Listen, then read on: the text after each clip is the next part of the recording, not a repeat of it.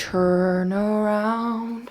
Every now and then I get a little bit lonely. Hey guys, my name is Victoria, welcome back to my channel. Today I have my favorite videos to film and to watch, which is my March wrap up, or just my monthly book wrap up in which I tell you what books I read this month and what I thought about them. We have to talk about some things because first of all, this channel is now a booktube channel, and I said in my first wrap up this is not gonna be a booktube channel, but it is. I'm in love with it. I love what I'm doing right now. I have a chair, which is, I mean, you saw it in a previous video I think, but this is my new chair which I am so in love with.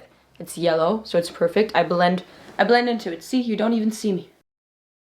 I feel so good today. It's the 1st of April. I hope you had a great start into the new month and into the new season. I'm so excited for spring and summer. I don't know why I look so different today. I thought, okay, let's change it up a bit, and now I look like this. And honestly, I do not dislike it. I really enjoy the way that I look today, and that does not happen a lot. Like, it barely happens, ever. Now let's dive right into the books without talking too much, because I read 16 books!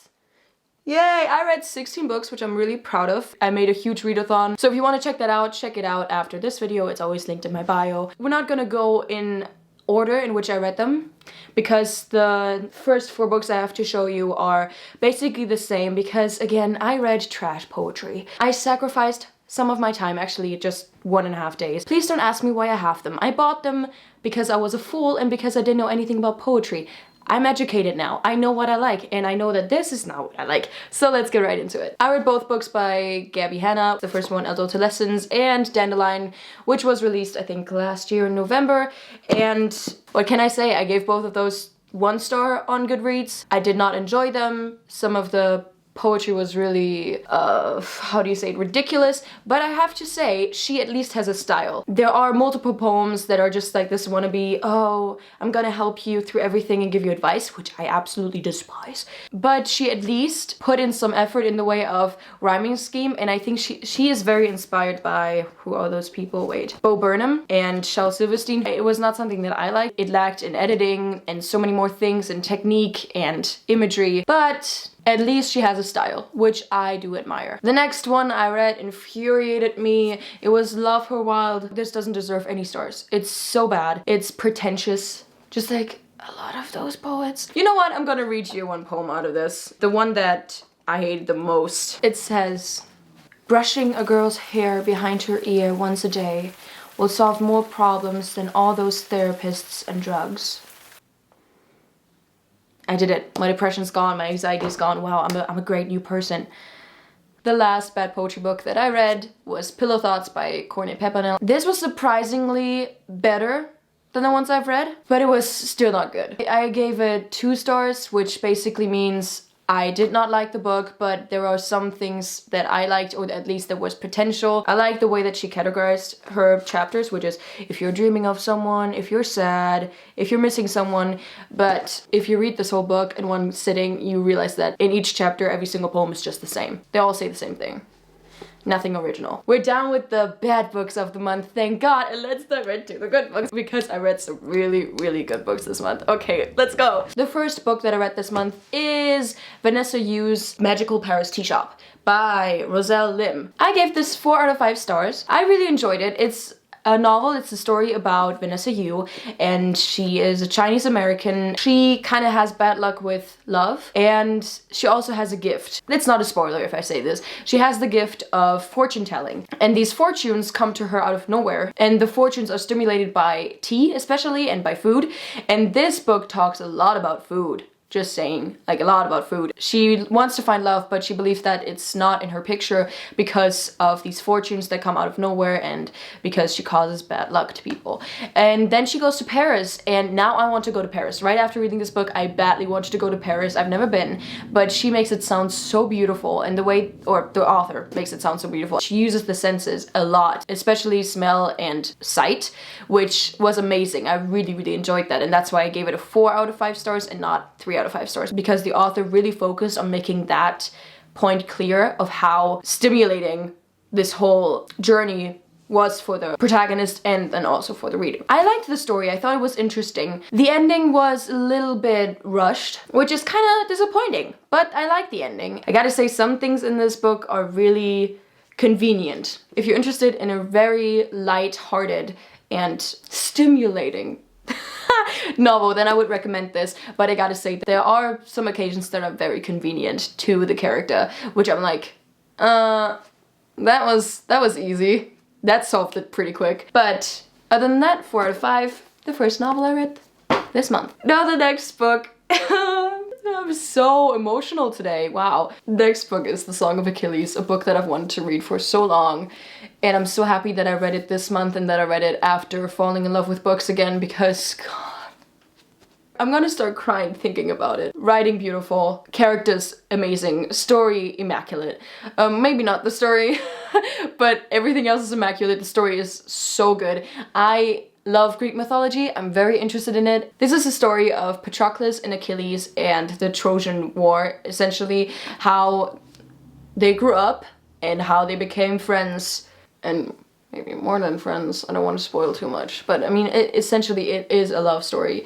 And God, I can't.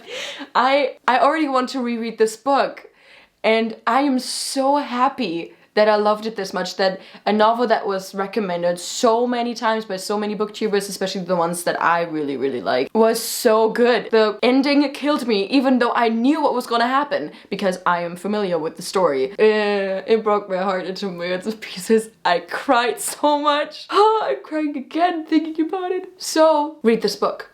Read it. Enjoy it. It was not boring. Not a single second was boring. Okay, I have to calm down a little bit.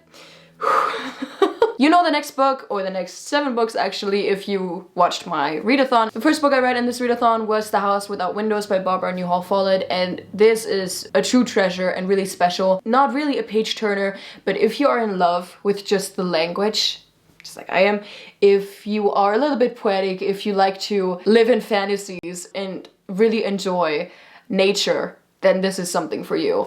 It's very easily written. So this is about a girl who runs away from home. I think she's 10 years old, but a child essentially. She runs away from home and then lives in nature. I'm not going to spoil anything else because that's basically what the story is about. But you live, as I said in my readathon, in her world for 206 pages, and it's enchanting. I will definitely read this again in summer. What made me really want to read this book is the fact that Barbara Newhall Follett was 8 years old when she started this novel. Because the novel was lost in a fire, she had to rewrite everything by memory when she was 12 years old. So essentially this was written by an 8 or 12-year-old. And I cannot believe this. I cannot believe that this was written by a 12-year-old. I think I can tell you this because it's information about the author, but something that was really interesting and tragic is that the author actually went missing and was never found in 1939, which is really weird if you think about the novel that she wrote when she was 8 years old. I gave this book a 4 out of 5. The next book I read is 84 Charing Cross Road. This is a novel, or rather a collection of letters between an American or poor American author with a British bookshop. I initially gave this a 2 out of 5, and I don't think I'm gonna change my mind, because while reading it, I did not really enjoy it as much. I wasn't really fond of the main character. I don't know why. Again, just as I said in my readathon, I don't think I got her humor. But the connection and the contact she has with this bookshop is just really, again, I always say special, but it is something really special and very charming. And that's what I liked about the book. The next book I read was Writers and Lovers by Lily King. I gave this a 4 out of 5. I don't know. In retrospect, I think I would give it a 3.5 out of 5. Because I had high hopes for this book, which was probably not the best way to enjoy it, and then it kind of fell flat for me. It is about a poor author, I told you about it, who is still dealing with the aftermath of her mother's death. She's grieving, and she just broke off a complicated relationship, and she works her ass off as a waitress, and then she meets these two very, very different men. And I didn't like the connection with either of them, I gotta say. I read it in one day. I read it on a day on which I was just dealing with lots of mental health issues, but this was able to distract me very well, so that's what I can say. It was enjoyable, and I am very happy that I read it, but I did not find anything special. The fact that I don't remember a lot of the things in it makes me realize, okay, this book was maybe just not for you, which is fine. I just had high hopes for this because so many people said it was amazing. So yeah, I do not know. If you're interested in that story, definitely read it. Maybe it was just not something for me. The next book I read was On Earth We're Beautifully Gorgeous by Ocean Vuong, and I don't know where to start. I gave this book a 4 out of 5. The protagonist in this book writes a letter to his mother, but obviously it's written like a novel. So it says this is a letter from a son to a mother who cannot read. Written when the speaker, little Doug, is in his late 20s, the letter unearths a family's history that began before he was born. It tells of Vietnam, of lasting impact of war, and of his family's struggle to forge a new future. And it serves as a doorway into parts of little Doug's life his mother has never known. Episodes of bewilderment, fear, and passion, all while moving closer to an unforgettable revelation. I could not have said it better than that. I loved this book. I did not adore it the way I did adore the Song of Achilles. Essentially, what was the most special thing about it was the language. I annotated so much in this book. The story was sometimes really interesting because the protagonist talks about lots of different times in their life, so in his mother's and his own. Some are fast-paced, some are very slow. The author is a poet and you can hear it, and because I love poetry and I write it myself, I was enchanted by this book, if that's the right word. I'm handsome at exactly 3 angles and deadly from everywhere else. I'm writing you from inside a body that used to be yours, which is to say, I'm writing as a son. I annotated so much. Let me find another one. A story, after all, is a kind of swallowing. To open a mouth in speech is to leave only the bones which remain untold. I could read you every sentence of this book. It's amazing. This is so, guess what? Special. So I would definitely recommend it if you are in love with great language. The next book I read was The Duchess of Bloomsbury Street. The Duchess of Bloomsbury Street is a sequel to 84 Charing Cross Road. It was also in this copy, which I didn't realize in the beginning. I'm really happy that I read this because it made the first part, or, you know, part 1, so much better. Because in the sequel, the protagonist of the first book, she finally gets to London and goes to experience the city and be with the people that she had contact with for over 20 years? I think it was 20 years. And God, this book made me want to get back to London so bad. I've been to London once for a few hours. If you watch my UK vlogs, the last one is the worst. Because I couldn't film so much in London because it was so stressful, but I want to go back to England so bad. The description of the city was beautiful. I gave this book a 4 out of 5. And the atmosphere was just great. I liked the things that she did and the people that she met, and the characters were all very lovely. So it was a very light-hearted book. The next book I read digitally, which was Animal Farm by George Orwell, a classic, and it was very short, and I gave this a 4 out of 5 as well. In my readathon, I already told you I like the story. It's essentially about animals that are sort of like humans and act like humans, and they make the decision to overthrow or overpower the humans on their farm. So they built this animal farm, and then quickly trouble occurs because who is gonna be the leader and who is gonna tell me what to do and what will the system look like? And it's basically a reflection of our world today. The last book I read in my readathon was The Midlight Library by Matt Haig. I don't want to spoil too much, but it's about a woman who finds herself in a library where there are a bunch of green books. And these books tell her story or tell different alternatives of what her story could have been. Every book is a different choice that she made. For example, if one day in her real life she chose coffee instead of tea on a day, then in this library there will be a book where she chose the tea instead of the coffee. Every choice that you make has an impact on your future, and she is able to experience that. She just dives into these books and dives into different lives. It only takes 30 pages to introduce the characters and sort of get the story rolling, which I love. The language wasn't anything special, it was very easy. What I didn't know about this book is how much it would dive into mental health and how the character was feeling, and I oftentimes could relate to the character. I'm not going to spoil anything, but I could. Yes, I give this a 4 out of 5. I'm really happy that I read this book, the next book, which is Loveless by Alice Oseman. I've been wanting to read this book for a year now, ever since it came out and ever since I heard that it was about an aromantic, asexual character.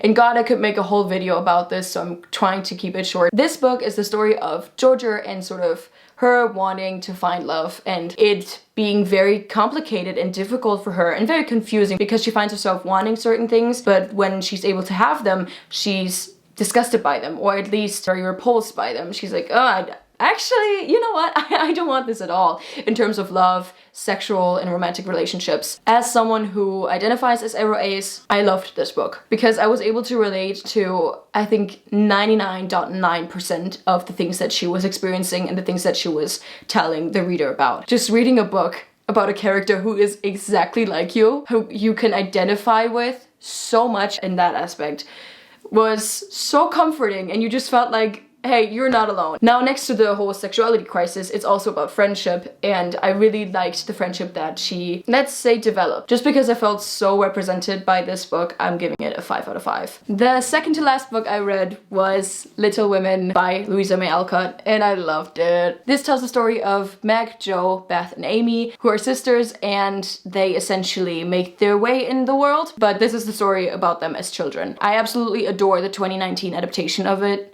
and that's why I was so excited to read it. And when I was at the end of this book, I realized, wait, hold on, there's something missing here. And I knew that there are 2 parts to the story. Actually, I think there are 4, and I plan to read all of them. And the next one would be Good Wives, which tells the story of them as adults. Most copies of that book have Little Women and Good Wives together, but mine sadly didn't. But now I can buy another book. What I love the most is just the sister relationship. I have 2 sisters myself. The whole story just reminded me of my own home in a way, of girls being loud and creative and artistic and having different dreams, but essentially having the same view on things. It's just comforting. It's a really nice, comforting book. Even though things are discussed like illness and war and their father being absent, but I think it also needed that in the story. It's a very true story of their lives. I gave this a 5 out of 5. The last book I read is also a classic, which was The Great Gatsby by F. Scott Fitzgerald. F. Scott Fitzgerald. It's set in the Roaring 20s in New York, and the protagonist, Nick, lives next door to Gatsby, who has a huge mansion but also lots of mystery around his life because no one really knows, hey, where did he get that money from? I heard he killed a guy. I heard he runs just drugstores. You know, rumors. I read this as an audiobook. I gave this a 3 out of 5 because the beginning, or more of the first third of this book, a little bit hard to get into. I cannot even say if I liked any of the characters. I think I liked Nick. I had sort of some sympathy for him because he was the protagonist and everything is said and told by his point of view because he sort of retells his story with Gatsby. But it also takes a pace. Things happen. I'm like, whoa, what? What's happening? And I sort of had the feeling that this story was over before it really began. In the end, I found myself that I actually don't know a lot about this Gatsby. And I read this book, I listened to it, and I was really attentive. But I don't know, I'm kind of torn. I didn't love the book, but I also did not hate it.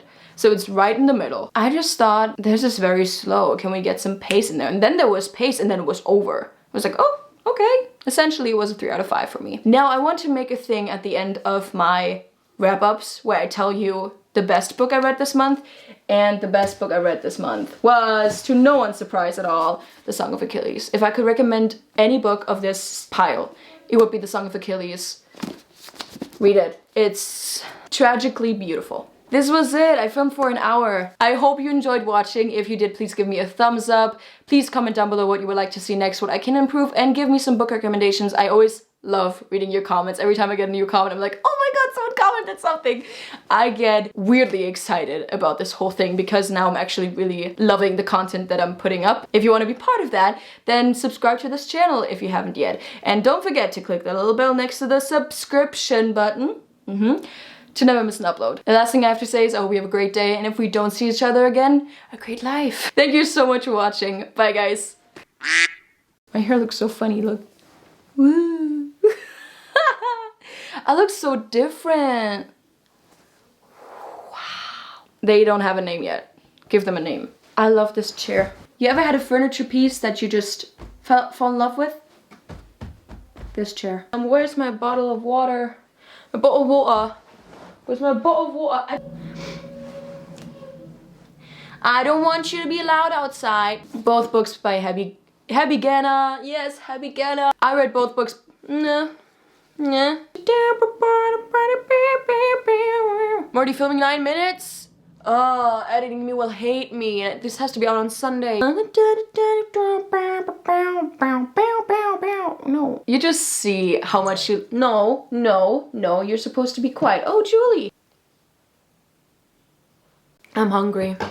Gonna go now. Gotta go fast. Gotta go fast. Anyways, love you. Jules.